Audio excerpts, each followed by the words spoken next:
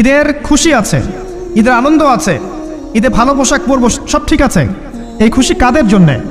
কদ আফলাহা মান তাযাক্কা ওয়া যাকারা ইসমা রাব্বিহি ফাসাল্লা। কার জন্য ঈদের খুশি? যে ব্যক্তি রমজান মাসে আত্মশুদ্ধি অর্জন করতে পেরেছে, রোজা রেখেছে, যাকাত দিয়েছে, নামাজ পড়েছে, লাইলাতুল কদরের রাত জেগেছে, তারাবি পড়েছে, ইত্যাদি ইত্যাদি। এই ব্যক্তি আত্মশুদ্ধি অর্জন করেছে, এই ব্যক্তির জন্য ঈদের খুশি। যে রমজান মাসে সিনেমা দেখেছে, সিনেমার শুটিং করেছে, পর্নোগ্রাফি দেখেছে, সুদ খেয়েছে, শিরিক করেছে, বেদাত করেছে, হারাম খেয়েছে, এর জন্য ঈদের খুশি। মানুষকে ঠকিয়েছে, ব্যবসায় মাল কম দিয়েছে, পণ্য মজুত করেছে, ইচ্ছা করে দ্রব্যের দাম বাড়িয়েছে, সরকারকে বিব্রত করেছে, জনগণকে দুর্ভিক্ষের দিকে ঠেলে দিয়েছে, এদের জন্য ঈদের খুশি? কখনো না।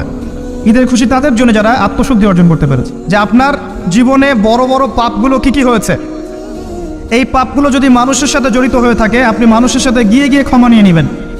কারো টাকা নিয়েছেন, দেন নাই, দিয়ে দিবেন। কারো সম্পত্তি পায়, দেন নাই, দিয়ে দিবেন। কারো হকটা নষ্ট করেছেন, গালি দিয়েছেন, গীবত করেছেন বা তহমত দিয়েছেন, অপমান করে ইত্যাদি, ক্ষমা চেয়ে নেবেন। রমাদান মাসে মানুষের হকটা দিয়ে দেন। আল্লাহর কাছে জড়িত যে পাপগুলো আছে, এটার জন্য ইস্তেগফার যথেষ্ট। খালি যদি বলেন আস্তাগফিরুল্লাহাল্লাযী লা ইলাহা ইল্লা হুয়াল হাইয়ুল কাইয়্যুম ওয়া আতুবু ইলাইহি, 1 সেকেন্ডের মধ্যে আল্লাহ পাক আপনার সমস্ত পাপকে নেকি দিয়ে পরিবর্তন করে দিবে। চল 5 ওয়াক্ত নামাজ জামাতে পড়ার চেষ্টা করেন। খুব সিম্পল জিনিস, খুব বেশি কিছু দরকার নেই আমাদের। 5 ওয়াক্ত নামাজ আপনি জামাতে পড়ার চেষ্টা করেন। বাসার থেকে ওযু করে বের হবেন, প্রত্যেক পদক্ষেপ হাঁটবেন, আপনার একটা স্টেপে একটা করে গুনাহ মাফ হবে, একটা নেকি লেখা হবে, মর্যাদা বাড়িয়ে দেওয়া হবে। একে 10 দিয়ে গুণ করা হবে, রমজান মাসে আরো 70 দিয়ে গুণ করা হবে। ফজরের নামাজটা জামাতে পড়লেন, নামাজটা জামাতে পড়ার পর আপনি বসে থাকবেন, কিছু সময় জিকির আজগার তাসবিহ তাহলিল করবেন। পারলে 1 পারা করে কোরআন তেলাওয়াত করবেন। রমাদান মাসে প্রত্যেক দিন 1 পারা করে কোরআন তেলাওয়াত করার চেষ্টা করবেন। 30 দিন 30 পারা, রমাদানে অ্যাটলিস্ট একটা খতম করা যাবে, অ্যাটলিস্ট একটা খতম চেষ্টা করা যায় না? ইনশাআল্লাহ। ফজরের নামাজ হয়ে গেছে, আপনি কোরআন তেলাওয়াত করেন। 1 পারা পড়তে সময় লাগবে আধা ঘন্টা, 40 মিনিট, কারো 1 ঘন্টা।